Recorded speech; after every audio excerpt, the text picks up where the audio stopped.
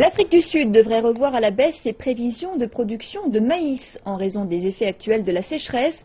3,8 millions de tonnes de maïs devront être importées pour pallier la pénurie de la demande, alors que dans certains cas, les fermiers observent une production nulle.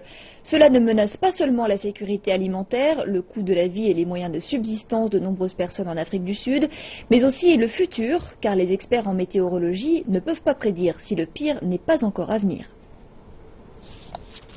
Les effets dévastateurs de la pire sécheresse qu'ait connue l'Afrique du Sud en plus d'un siècle continuent de faire des ravages avec une production de maïs qui doit être revue à la baisse pour la troisième fois cette saison.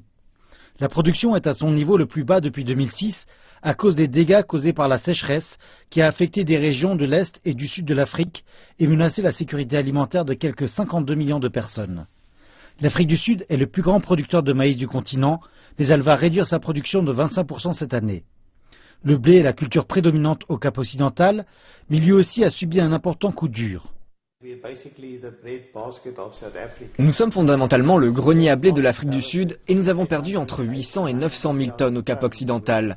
Nous avons perdu environ 200 000 tonnes dans le Swartland. Ceci a un effet dévastateur sur ces fermiers, spécialement sur leur liquidité et sur leur financement pour cette nouvelle saison, pour acheter les nouvelles semences pour la production. Les barrages demeurent secs en raison de la sécheresse prolongée. El Niño a déjà atteint ces zones auparavant, mais jamais en causant un sinistre d'une telle ampleur. Les céréales pourraient bien devoir être importées à présent pour compenser l'offre locale. Par conséquent, les prix des denrées alimentaires ont déjà commencé à croître et certains experts disent qu'il n'est pas sûr que le pire ne reste pas encore à venir.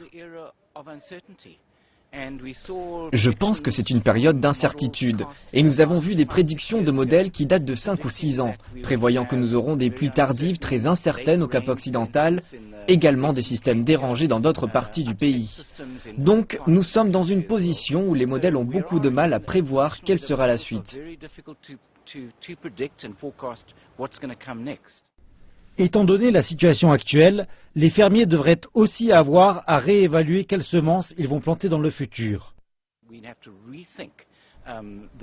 Nous allons devoir repenser la croissance continue des céréales dans le pays. Il se pourrait que nous ayons à chercher d'autres formes de protéines, d'autres formes de matières végétales par exemple, afin que nous puissions nourrir la nation.